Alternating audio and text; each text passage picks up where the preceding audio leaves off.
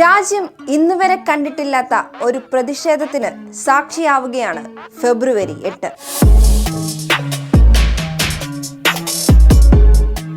സാമ്പത്തികമായി കേന്ദ്രം കേരളത്തെ ഞെരുക്കുമ്പോൾ കണ്ടില്ലെന്നോ കേട്ടില്ലെന്നോ നടിക്കാൻ ഇടതുപക്ഷ സർക്കാരിന് കഴിയില്ലെന്നും ഇങ്ങോട്ടടിച്ച അതേ നാണയത്തിൽ തിരിച്ചടിക്കാൻ ഒരു സർക്കാരിന് കഴിയുമെന്നു കൂടി തെളിയിക്കുകയാണ് ഫെബ്രുവരി 8.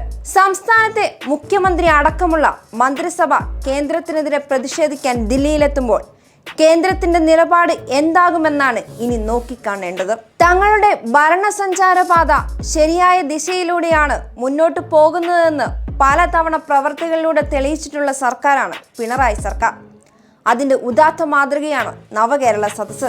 പ്രതിപക്ഷ പാർട്ടി നേതാക്കളുടെ സ്വന്തം മണ്ഡലങ്ങളിലെത്തി അവരെ നവകേരള സദസ്സിലേക്ക് ക്ഷണിച്ച മുഖ്യമന്ത്രി അടക്കമുള്ള മന്ത്രിസഭയുടെ അത്രയും ഹീറോയിസമൊന്നും കേരളത്തിലെ മറ്റൊരു മന്ത്രിസഭയും ഇതുവരെ കാണിച്ചിട്ടില്ല. എന്നാൽ ഒരു നാടിന്റെ മുന്നിൽ വെച്ച് മുഖ്യമന്ത്രിക്ക് നേരിട്ട പരാതിയും പ്രശ്നങ്ങളും നൽകാൻ അവസരമുണ്ടായിട്ടും അതിൽ നിന്നും ഓടിയൊളിച്ച പ്രതിപക്ഷം ഇത്തവണയും പേടിയോടെ മാളത്തിൽ കയറി ഒളിച്ചതിൽ അത്ഭുതപ്പെടാനൊന്നുമില്ല.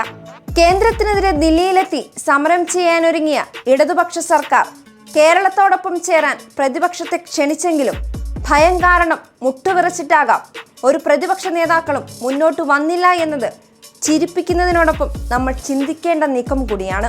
കേരളം സമരം പ്രഖ്യാപിക്കുന്നതിന് മുമ്പേ UDF നേതാക്കളോട് മുഖ്യമന്ത്രി പിണറായി വിജയൻ നേരിട്ട് സംസാരിച്ചു. അവർക്ക് സൗകര്യപ്രദമായ ദിവസം യോജിച്ച സമരം നടത്താൻ തയ്യാറാണെന്ന് പ്രതിപക്ഷ നേതാവ് VD സതീശനോടും ഉപനേതാവ് PK കുഞ്ഞാലിക്കുട്ടിയോടും പറഞ്ഞു. ആലോചിച്ച് പറയാമെന്ന് പറഞ്ഞു പിരിഞ്ഞവർ BJPക്കെതിരെ സമരം ചെയ്യാൻ തങ്ങളെ കിട്ടില്ലെന്ന പരസ്യ പ്രഖ്യാപനവുമായാണ് രംഗത്ത് വന്നത്. കേന്ദ്രം കേരളത്തോട് കാണിക്കുന്ന കടുത്ത വിവേചനത്തിനെതിരെ 8-ന് ദില്ലിയിൽ മുഖ്യമന്ത്രിയുടെ നേതൃത്വത്തിൽ കേരളത്തിലെ മന്ത്രിമാരും MLAമാരും സമരം നടത്തുമ്പോൾ കേരളവും രാജ്യവും ഒരു ചരിത്രപ്രധാനമായ മുഹൂർത്തത്തിനു കൂടി സാക്ഷിയാവുകയാണ്. പ്രതിപക്ഷ പാർട്ടികൾ ഭരിക്കുന്ന എല്ലാ സംസ്ഥാനങ്ങൾക്കും പറയാനുള്ളത് സമാനമായ അവഗണനയുടെ കഥയാണ്. ഇതിനെതിരെ യോജിച്ച പ്രക്ഷോഭം ഉയർന്നില്ലെങ്കിൽ സംസ്ഥാനങ്ങളുടെ ഭാവി തന്നെ അപകടത്തിലാകും. കേരളത്തിന്റെ പ്രതിഷേധത്തിനൊപ്പം DMKയും തമിഴ്നാട് മുഖ്യമന്ത്രിയും ചേരുന്നതോടെ നാളത്തെ പ്രതിഷേധം രാജ്യത്തെങ്ങും ഒരു പ്രതിരോധാഗ്നിയായി ആളിപ്പടരുമെന്നതിൽ സംശയം ലെവലേശം വേണ്ട. അർഹമായ വിഹിതമോ പദ്ധതികളോ കൊടുക്കാതെ എല്ലാവിധത്തിലും സംസ്ഥാനങ്ങളെ സാമ്പത്തികമായി വരിഞ്ഞു മുറുക്കുകയാണ് കേന്ദ്രം. കടമെടുപ്പ് പരിധിയും അകാരണമായി വെട്ടിക്കുറയ്ക്കുന്നു. കേന്ദ്രത്തിന്റെ സാമ്പത്തിക ഉപരോധം നാടിനെ നശിപ്പിക്കുന്ന തരത്തിലേക്ക് നീങ്ങുകയാണ്.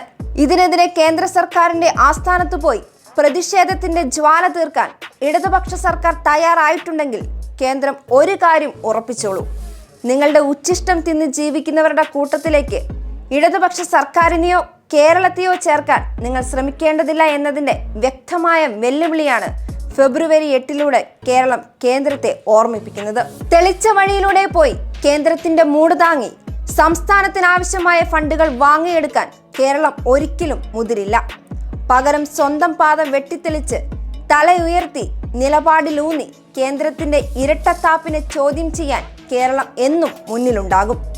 നിലപാടിൽ നിന്ന് അണുവിട വ്യതിചലിക്കാതെ സംസ്ഥാനത്തിന് അർഹതപ്പെട്ടതെല്ലാം കേന്ദ്രത്തിൽ നിന്നും കേരളം ഇടതുപക്ഷ സർക്കാരിലൂടെ വാങ്ങിയെടുക്കുമെന്നതിന്റെ മുന്നറിയിപ്പ് കൂടിയാകും ഫെബ്രുവരി 8 എന്ന ദിവസം.